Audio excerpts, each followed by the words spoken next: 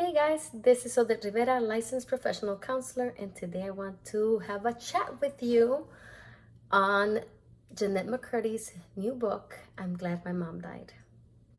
Before I start, I'm going to mention trigger warnings. Some trigger warnings include childhood abuse, alcohol abuse, OCD, eating disorders, and overall trauma.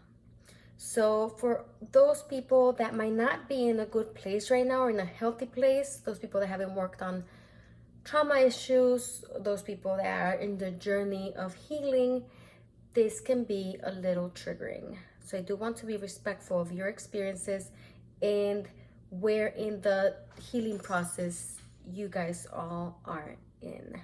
As a therapist, I respect this author so much because, first of all, she has done the work and it's not easy. I think that the author does a fantastic job showing how the journey to healing is not linear, but it's full of ups and downs, setbacks, triumphs, discovering your strengths, people being not welcoming of boundaries that you set. This book does an amazing job showing that journey in a very realistic way. Let's start with the issue of being abused by a loved one. So in the book, we hear the author talks about the first time that she heard someone say there is abuse in this relationship.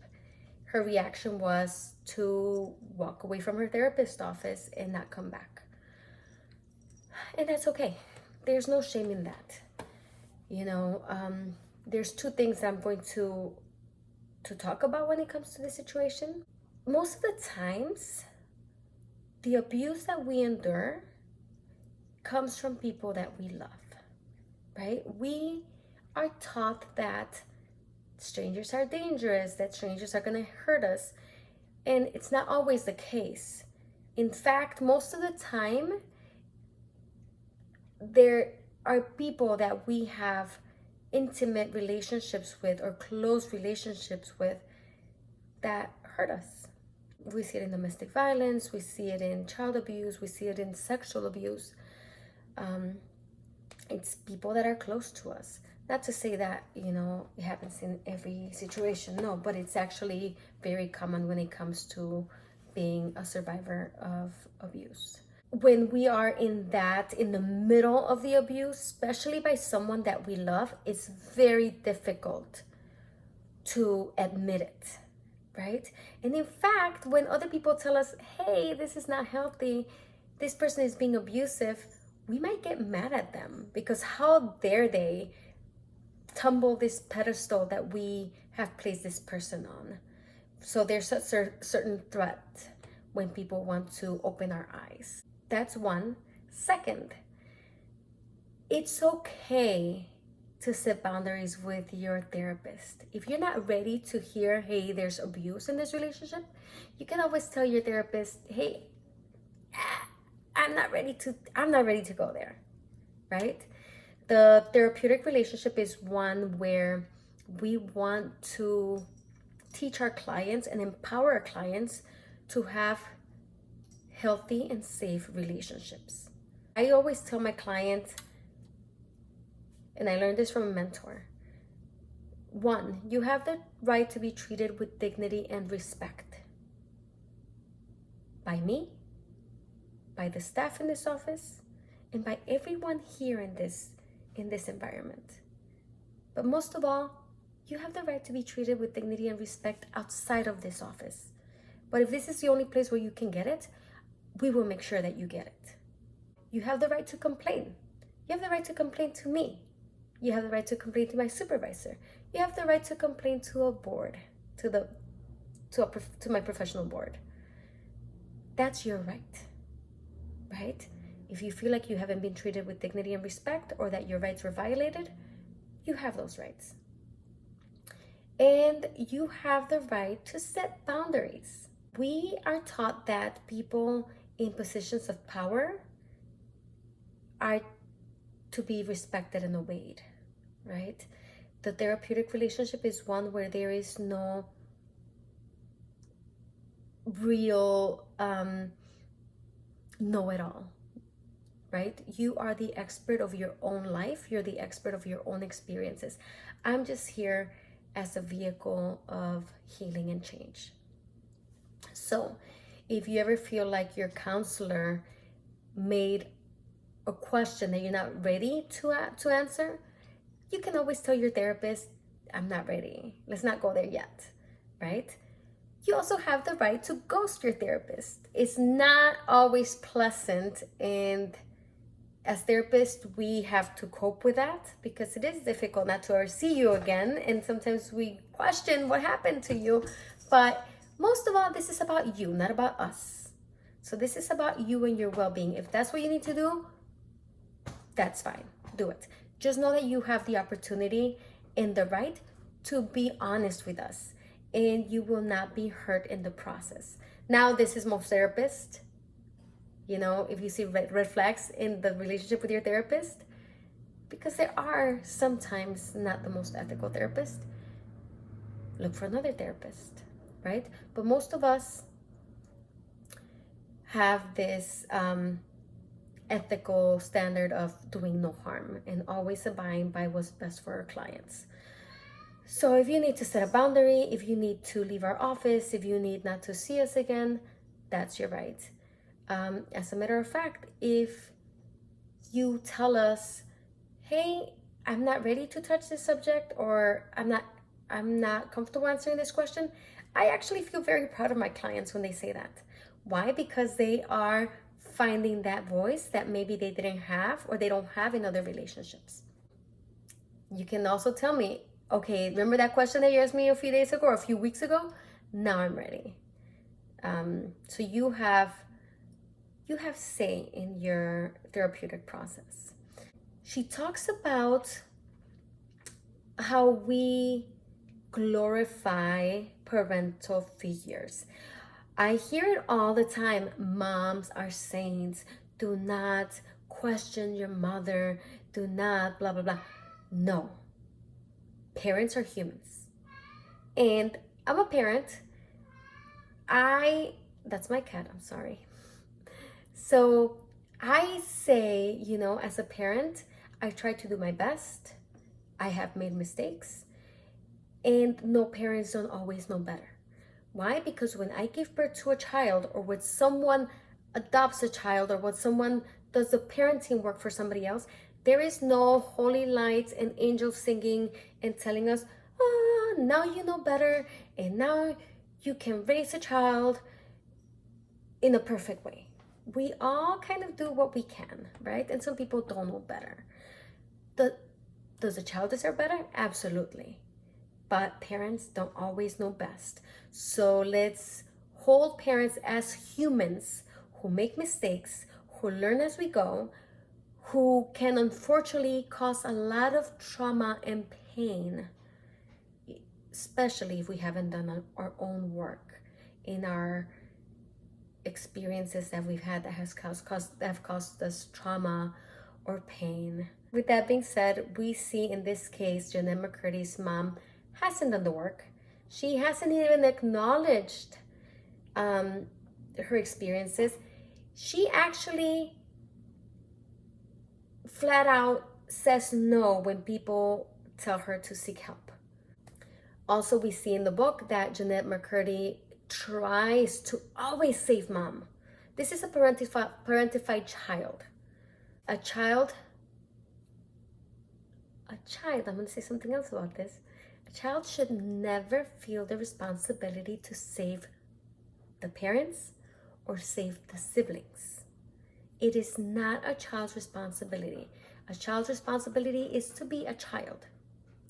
That being said, in a romantic relationship, we see Jennette McCurdy get into relationships with men that kind of depend on her in one way or another, either emotionally or financially. Again, even when we are adults, it is not our responsibility to save anyone, right? We have this, and we've been taught about this from like books and movies, children's movies, right? That a woman can change and fix a man. That is such a big burden. No. A partner cannot change another partner. We all need to do our work on our own. You deserve having a healthy partner. You deserve having a partner that has either worked on his issues or her issues or their issues, or that is taking the initiative to start the process. You deserve to have a healthy relationship. You deserve to have someone I'm going to say it in this word, unbroken, right? Doesn't mean that they've never been broken before, but they have done the work to try to get themselves better as much as they can. You're worth it, right? You don't have to prove to the world, to society, to your family, to their family, that you are the savior. That is such a big and heavy burden. No. You deserve the right to prioritize yourself and your well-being. If a relationship is not healthy, if it's causing you anxiety, if it's causing you panic, if it makes you afraid or feel unsafe, you have the right and you deserve to do what is best for you. Is it going to hurt emotionally? Hell yes. It hurts when we leave a relationship with someone that we love, whether it be parent, another family member, or a romantic partner. It's painful, but know that it's part of the healing process. Now, if you need any help, there's counseling. There's domestic violence counseling, there's individual counseling, there's even group counseling, where you can find a support system if you don't have one already, and where you can find people that are going through or have gone through a similar process that you have, or you can have a healthy relationship with a therapist that mirrors what a healthy relationship outside of the counseling office is like or should look like. Okay? Awesome. So what else with this book? I love how she talks about how we put in pedestals people that have died. And we see it so often when someone passes away and all of a sudden we forget that they were human, right? We forget that they caused anyone any pain. We're human. We hurt people.